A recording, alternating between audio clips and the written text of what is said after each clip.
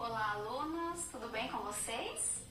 Eu sou a professora Aline e o tema da nossa aula de hoje é fenômenos magnéticos. Vamos entender melhor esse tema? Quais são as habilidades BNCC dessa aula? Classificar as radiações eletromagnéticas por suas frequências, fontes e aplicações, discutindo e avaliando as implicações do seu uso em controle remoto, telefone celular, raio-x, forno de micro-ondas, fotocélulas e etc. Hoje nós vamos falar especificamente sobre o magnetismo, que é essa característica de atração e repulsão de objetos. Como são formados esses campos magnéticos? O que é um ímã? O magnetismo é um conjunto de fenômenos associados e relacionados entre campos magnéticos. Então nós estamos falando dessa interação desses campos que são formados também por questão de transporte de energia. Então, quando nós falamos do movimento das cargas elétricas, que tem a origem desses fenômenos magnéticos, nós estamos relacionados também com essa atração e repulsão de materiais. O magnetismo pode ser observado na navegação por meio de uma bússola, a atração de pequenos pedaços de metal por ímãs. Você também pode verificar o magnetismo através da repulsão do campo magnético terrestre. Como que acontece essa atração através do núcleo da Terra? Os ímãs possuem o polo norte e o polo sul. É na extremidade que nós encontramos o maior poder de atração. Os polos iguais se repelem. Então nós temos aqui um polo igual, norte-norte, ou sul-sul, que vai se repelir. Já quando eu tenho a aproximação do polo norte com o seu polo oposto, que é o polo sul, aí sim nós temos a atração. Por isso aquela expressão, né, que os opostos se atraem, tem a ver com a física desses objetos. Se eu cortar um ímã ao meio, o que vai acontecer? Será que eu vou separar ali o polo norte e o polo sul?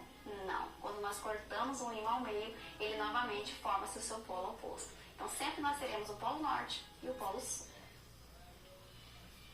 A bússola, ela consiste em uma agulha imantada que pode girar livremente. Porém, a bússola sempre vai apontar para a direção norte do planeta. Então nós temos a direção norte e sul sempre a partir da bússola. É um instrumento importante durante as navegações. Foi muito importante durante as navegações. Hoje nós temos outras formas de orientação, mas ainda é muito importante como uma referência desse magnetismo a partir dessa agulha imantada. Vamos se lembrar que a nossa Terra, que o nosso planeta, tem várias partes ali nas camadas. Nós temos a crosta, parte rochosa, o manto, que é composto ali pelo magma, né? Esse líquido em alta temperatura, o núcleo externo e o núcleo interno. Esse núcleo, ele possui ferro na sua composição. Então é a partir daí que nós temos o campo magnético terrestre formado. Campo magnético da Terra.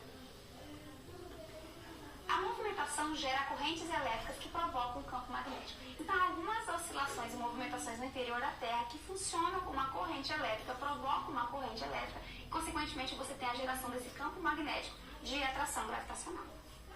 A teoria do dínamo diz que o ferro e o níquel, em estado de fusão, a cerca de 3.000 km de profundidade, estão ali presentes e são responsáveis por essa atração magnética.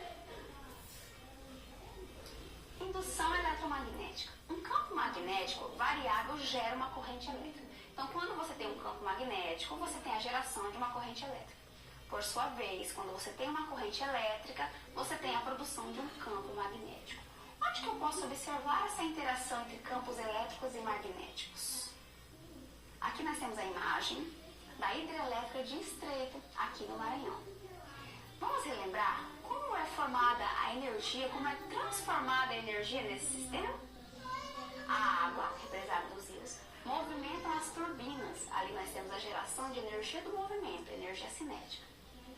Essa energia passa pelo gerador, que vai transformar a energia do movimento, energia cinética, em energia elétrica. Porém, nós temos aqui na turbina a presença de ímãs gigantes, eletroímãs gigantes, que geram esse campo magnético. Então, a turbina faz espiras de fios condutores girarem entre os polos de eletroímãs. A energia mecânica da queda é transformada assim em energia elétrica. Então, ela funciona como um grande ímã que nós temos nessa presença dessa estrutura. E aí nós temos geração tanto do campo magnético, consequentemente, da corrente elétrica. Então, aqui nós temos um exemplo, né, dessa indução eletromagnética e dessa interação entre dois campos. Como que funcionam os liquidificador, da furadeira.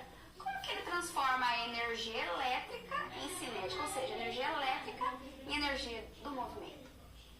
As cargas elétricas em movimento ou fios que conduzem a corrente elétrica sofrem ação quando colocados em um campo magnético.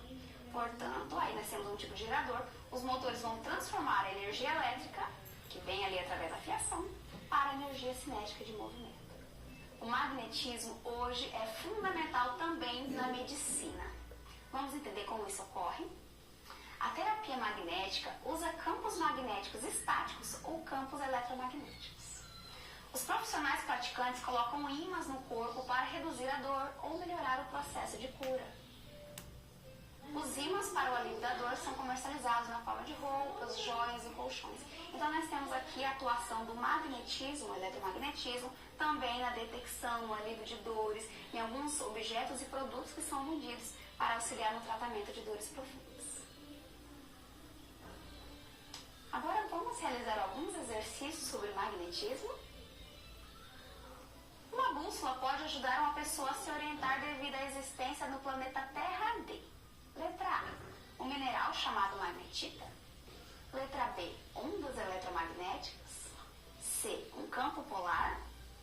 D, um campo magnético. Ou letra E, um anel magnético. Qual é a nossa resposta? Letra D. É possível uma bússola orientar-se graças à existência do campo magnético terrestre devido à presença de ferro e níquel, né? Ali no núcleo da Terra, como vimos. 2. Um pequeno ímã é colocado nas proximidades de uma barra de ferro. Sobre a situação descrita, assinale a alternativa correta. Letra A. O ímã atrai a barra de ferro com a mesma intensidade que a barra de ferro atrai o ímã. B. A força que o ímã exerce sobre a barra de ferro é maior que a força que o ferro exerce sobre o ímã. C. O ímã atrai a barra de ferro. D. A barra de ferro atrai o ímã.